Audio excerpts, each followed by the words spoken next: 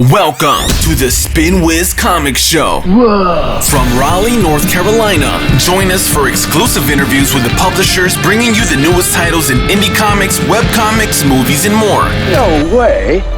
And now, here's your host, Jeff Palumbo. Alan Cole, ladies and gentlemen. Hey, buddy, how are you? Hey, what's going on, Jeff? So thanks for kind of jumping on. Thanks for being a little flexible with me tonight. It was awesome. Really pumped to have you on. Really pumped to talk about your Kickstarter that quite literally just launched. Like, literally, as we were talking about it. Now. So let's jump right in. I mean, we know that you're the creator and owner of C3 Comics. We know you got a bunch of content. I'm going to drop that content in here right now just in case y'all want to see it. But there is something we're going to talk about tonight, and we can talk about the other stuff another time because this is important. But if you ever want to read any of his stuff right now, it's in the chat. Go ahead. If you're actually on YouTube, just scroll below. Alan's stuff is all down there. Don't worry about it. We're not even going to talk about Jose tonight. I don't even care where he is. We're not going to talk about him. He gets his own time in the sun, and he doesn't need it when Alan's on. So you're almost making me regret it, Jose. Watch it now. I don't. You know that Jose is in bed. He maybe he's watching from his phone, getting ready for the bed. He's probably watching the Reds play. Yeah, he most definitely is. So that's his thing. Let's talk about it, man. Let's talk about your Kickstarter. What do we got going on? What do we have? What's all the hotness about?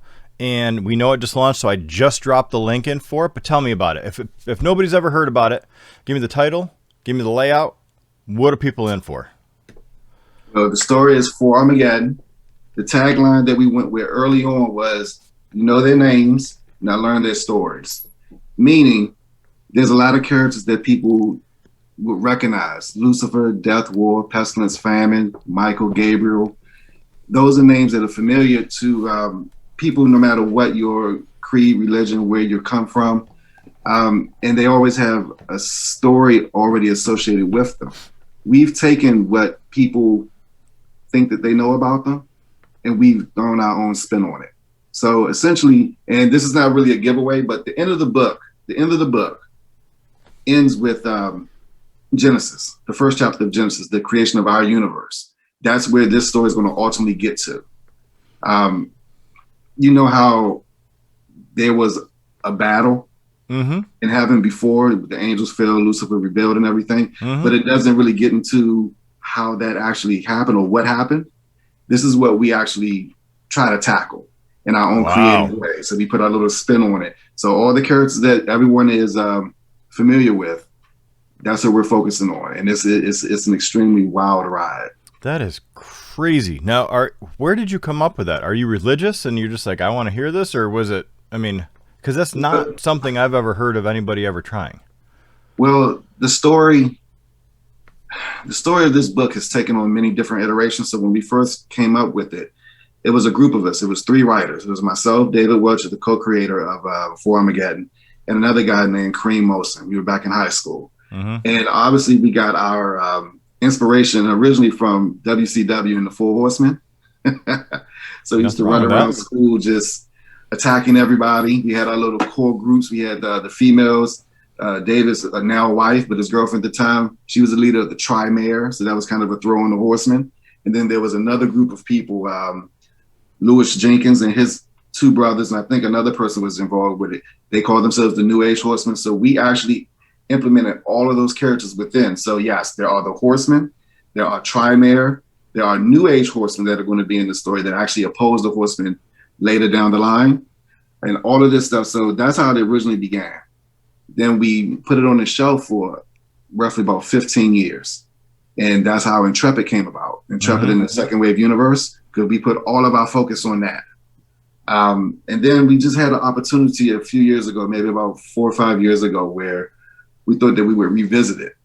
Problem was we had lost every single script that we had written. Oh, no. Every single script. And we had written up to 4 scripts. And issue number 3 was like 63 pages. So obviously this is before we learned how to write scripts and to keep them contained and everything. Just with the whole idea of, when you're a creator and you're kind of getting into it, you just run with it. So we were just throwing everything that we could at it. And it was very much inspired by Dragon Ball Z. Okay. So the action was just extremely over the top. But now, you know, we've all grown up. We've kind of looked at a lot of different TV shows. We've read more books. We've expanded. We've broadened our horizons. Mm-hmm. And I would say now it is a mixture of Game of Thrones and Dragon Ball Z. So the action is still there, but there's a lot of political intrigue. There's a lot of power wrestling between different factions. It's a more in-depth story. Yes, it's a more in-depth story. I think I would like to say there's a lot of more subtle character development mm-hmm. that plays that you really wouldn't think by looking at the story. Yeah. Well, I love it because you're adding, how do I put this? You're adding personality to the Four Horsemen. Very much so. Like when you think about them in the Bible, they just are what they are, and that's it. Like they are characters in a mega story. Whether you're religious or not, I think everybody can agree that the Bible is a pretty big story.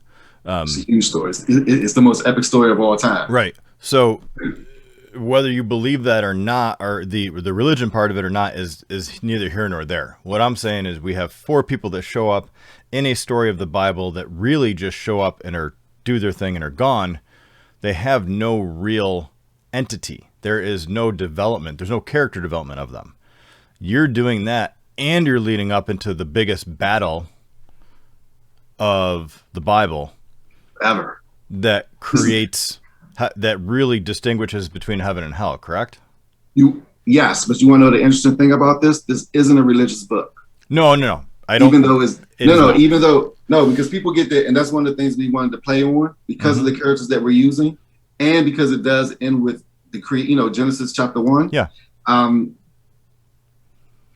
That's used as the foundation of what we were building, but this is literally a straight military, royal kind of, like, everyone has like the nice Roman armor or Greek armor. Mm-hmm. There's some Egyptian play in there.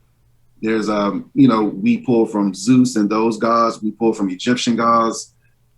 It's just insane craziness that goes on. And even though, yes, there are religious factions within the book, overall, it's not a religious book. So it's not trying to change anyone's perception of what happens. That's them.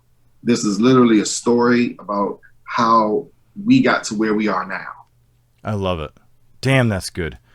I mean, that. And are you still? Yeah, it's that good. I already put the Kickstarter link in there. Go kick it. But we have the first one on Spinwiz, if I'm not mistaken. Of course.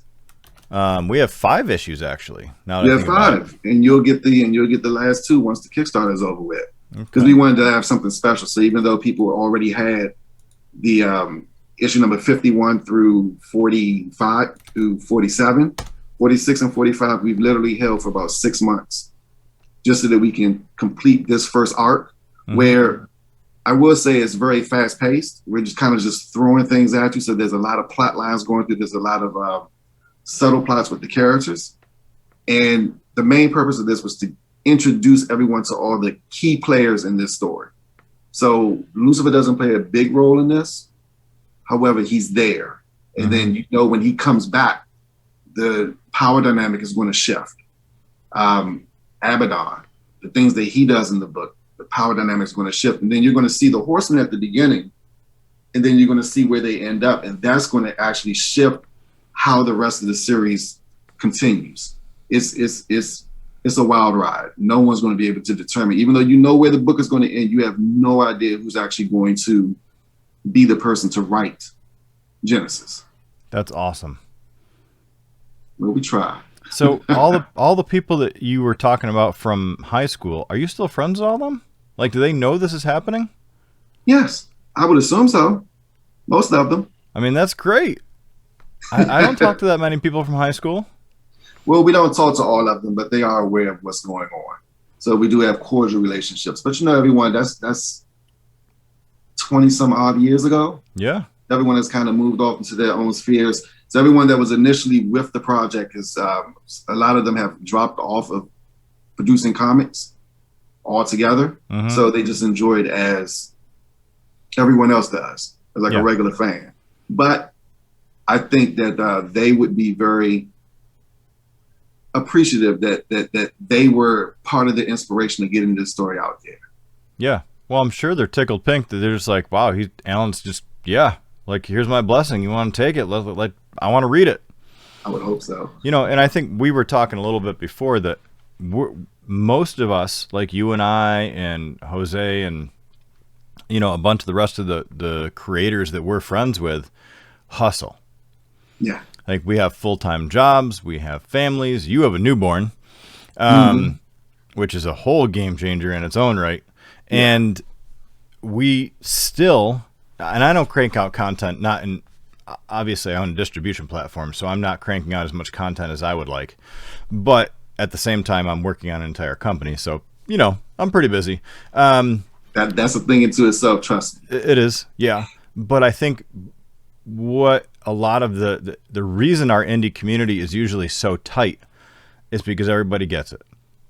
Yeah. Like, everybody's it's a shared struggle. Yeah. Almost everybody's got a full-time job. When somebody puts out content that's good, they're just like, damn, I want to read it. Because it's not because of, yes, it's because of who you are, but it's also because they know that you hustle 55 hours a week, working a week, yeah, and still find time to do that, and still find time to put this out. And it's almost like, of course I'm going to support you in that, because I do the same thing. We know how difficult it is.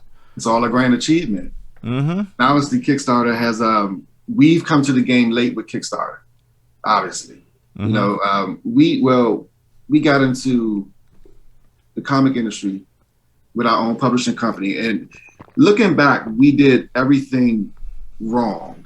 we did everything wrong. Anything that you could think of, we did wrong. And we weren't quick to jump on a lot of the new trends, even though we recognized them. Mm-hmm. So the whole internet trend, you know, promoting yourself, because when we got into it, we were like, well, our product is going to sell itself. And that was the old mentality of thinking. You know, you get into Diamond, it gets into the retailers, and, you know, people just kind of come in and say, oh, wow, this cover, let me grab it. And hopefully that's how you hold on to it. And now it's more, people want to see your face. People want to actually know the behind the scenes, you know, what were you thinking about when you created this character? And it took us a very, very, very long time to do that. So as you know, even though I know you said we're not going to bring them up, Jose has been doing an excellent job with his creative corner, bringing other creative types into it and asking them the 5 creative questions, and, you know, promoting our own wares. So, you know, we've been trudging along, but I think we're starting to finally get a handle on it. Oh yeah. I mean, you know, and I loved being on that show with you guys. Oh, that was hilarious. That was fun. That was a fun show. And, you know, what I like to bring to the table is helping out guys like you and Jose, who I can see hustling. I just don't have the time to make my own content, but I can use all my marketing knowledge to pass it on. And we appreciate it. And yeah, I know you do. That's why I like doing it. There are other people that don't, and I'm like, hey, that's fine too. You want to go your road? That's okay, but you know where I am if you need help. And I think you guys are doing it right. I think it's already popular in the fact that people know about it, but I think with you kind of really pushing it, this method, now it's just going to take off. Now people are going to be like, you have how many issues before? Like, I think this is really where you're going to input yourself into a space that the group that knew you before is going to support you, and that's how you've been doing it. But now you have this next group, especially with the Kickstarter that just launched, and how you're going to push it out. And you have Jose, and you have your other crew that is going to kind of like help you push it out as well. That now this is the point where you're going to be like, we're starting to see new followers. We're starting to see new readers. We're going to push all the content you want from SpinWiz so that people can read some of the other ones and get pumped about what the Kickstarter is all about. It's going to happen, man. I mean, Kickstarter is its own hustle, right? Kickstarter is its own full-time job. That's why I don't want to, like, I'm writing Chimera, and I'm like, I'm just going to fund the thing myself because I don't want to do Kickstarter. I want nothing to do with it. Well, I can tell you this. I haven't fully been a huge advocate of C3 Comics participating in Kickstarter. I've had conflicting feelings about Kickstarter and people participating in it and how it goes. I mean, I've been jaded because I've been kicked to the curb a lot of times with Kickstarter. I would, pledge to somebody and not get the reward. Maybe get it a year later, maybe get it 2 years later. I still have stuff coming in from 2019, and this is 2021. Yeah. So I mean, it is a hustle. But once you get the funds, I mean, this is one of the best things I can say. Because everything that we're putting out on Kickstarter we've already paid for it. So you're talking about $15,000, $20,000, $25,000 that we've already paid out of our own pocket. It's tough for me to understand how people get funded but don't give the rewards. They don't send things out, and I don't know. It jades you to a little bit to see that people get promoted so much and they're so successful and they still don't deliver. Mm-hmm.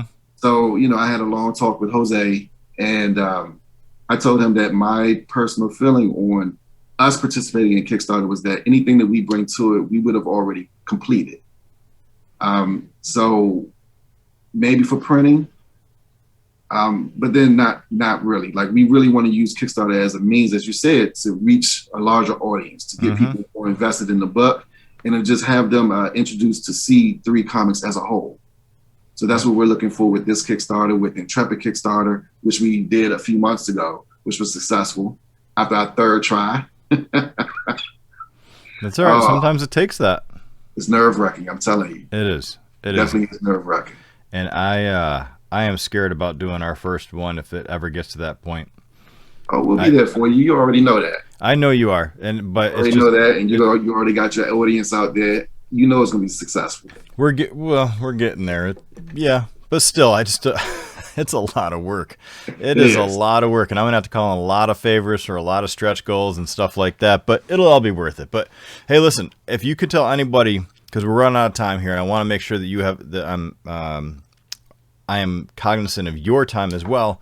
If you could tell anybody real quick why they want to hit up this Kickstarter, what should it be?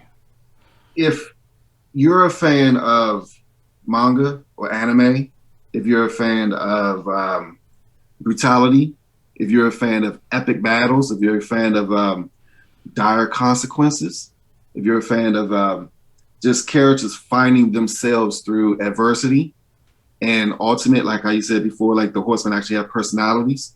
They're brothers, and they go through all the stresses, all the strains of a familiar relationship. So they find out about themselves, as do the other characters. They find out things that they never knew that they were capable of doing, feeling different things that they were not literally built to feel.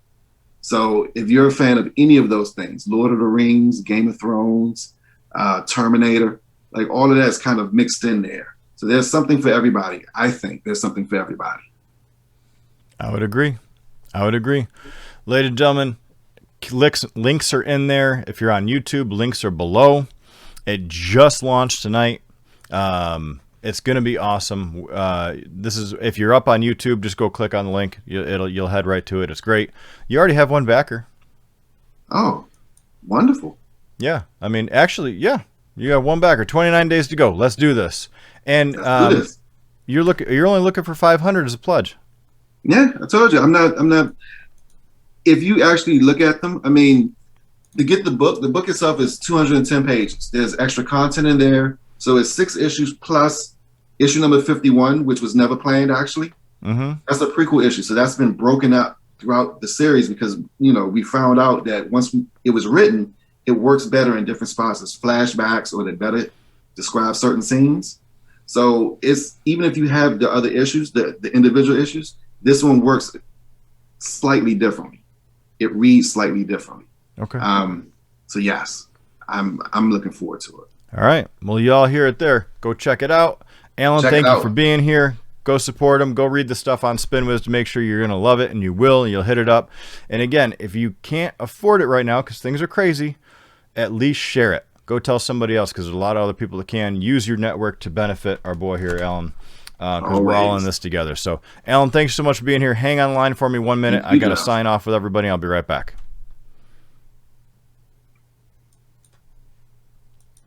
All right, and I forgot that my face cam doesn't work. So anyway, for whatever's going on there, y'all, thanks for being here. Remember, back up Alan Cole, back up C3 Comics. The links are in there. Links are down there. You got 29 days to go. If it's on YouTube, it'll probably be, I'm thinking probably 20-ish days. Alan and I are going to talk about when we're going to put it up on YouTube. But support him. Alan is amazing. He's a great guy. He's got great content, great ideas, and he's honestly one of the best in the industry. So make sure if you want to hook somebody up, and if you can't afford it right now, just go tweet it, share it. Share it on Facebook, share it on Instagram, share it on Twitter. Follow C3 Comics. You can follow Alan, and take care of our boy. So thank you so much for being here. We'll see you on Sunday with another interview. We'll talk to y'all soon. Later.